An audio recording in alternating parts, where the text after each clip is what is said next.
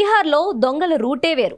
ఇళ్లల్లో దొంగతనాలు చేయటం బోర్ కొట్టిందేమో, అందుకే ప్రభుత్వ ఆస్తులను హోల్సేల్గా లేపేస్తూ కొత్త ట్రెండ్ సెట్ చేస్తున్నారు. గతంలో ఏకంగా ఐరన్ బ్రిడ్జీలు, మొబైల్ టవర్లు, రైల్వే ట్రాకులనే పార్సల్ చేసిన ఈ కిలాడీలు తాజాగా తమ క్రియేటివిటీతో భద్రతా విభాగాలకే మైండ్ బ్లాక్ చేసేశారు. ప్రాణాలు పోతాయనే భయం అస్సలు లేకుండా ఏకంగా 25,000 వోల్టుల high tension over head railway విద్యుత్ కేబుల్ను కట్ చేసి ఎత్తుకెళ్లారు.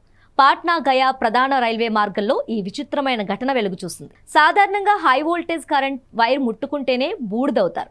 అలాంటిది రాత్రి వేళ సుమారు 100 మీటర్ల పొడవున్న భారీ కాపర్ కేబుల్ను దొంగలు అత్యంత పద్ధతిగా కత్తిరించి మాయం చేశారు. ఇక్కడ అసలైన ట్విస్ట్ ఏంటంటే, ఈ ఘనకార్యం జరిగిన ప్రాంతం railway protection force out post కు అత్యంత సమీపంలోనే ఉంది.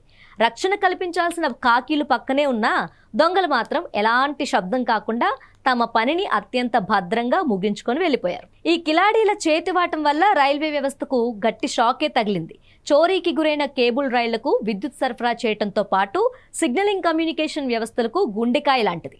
అది కాస్త మాయమవటంతో సిగ్నలింగ్ వ్యవస్థ పూర్తిగా స్తంభించిపోయింది. ఫలితంగా దాదాపు 3 గంటల పాటు రైళ్ల రాకపోకలు పూర్తిగా నిలిచిపోయాయి. గత్యంతరం లేక అధికారులు ఒకే ట్రాక్ పై సింగిల్ లైన్ పద్ధతిలో రైళ్లను నడపాల్సి వచ్చింది. ఈ కరెంటు దొంగల పుణ్యమా అని వేలాది మంది ప్రయాణికులు రైల్వే స్టేషన్లో గంటల తరబడి తీవ్ర ఇబ్బందులు పడ్డారు. ఈ ఘటనపై రైల్వే ప్రత్యేక భద్రతా విభాగం దర్యాప్తు ప్రారంభించింది. నిందితులను గుర్తించేందుకు ఆ పరిసరాల్లోని సీసీటీవీ దృశ్యాలను పరిశీలిస్తున్నారు. ఇంత భారీ వోల్టేజ్ ఉన్న వైర్లను ఎలాంటి ప్రమాదం జరగకుండా ఎలా తొలగించారనే కోణంలో పోలీసులు విచారణ జరుపుతున్నారు.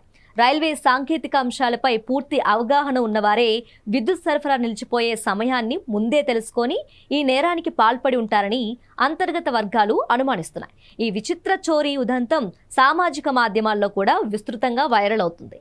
భద్రతా సంస్థల నిర్లక్ష్యంపై నెటిజన్లు తీవ్ర స్థాయిలో వ్యంగ్యాస్త్రాలు సంధిస్తున్నారు.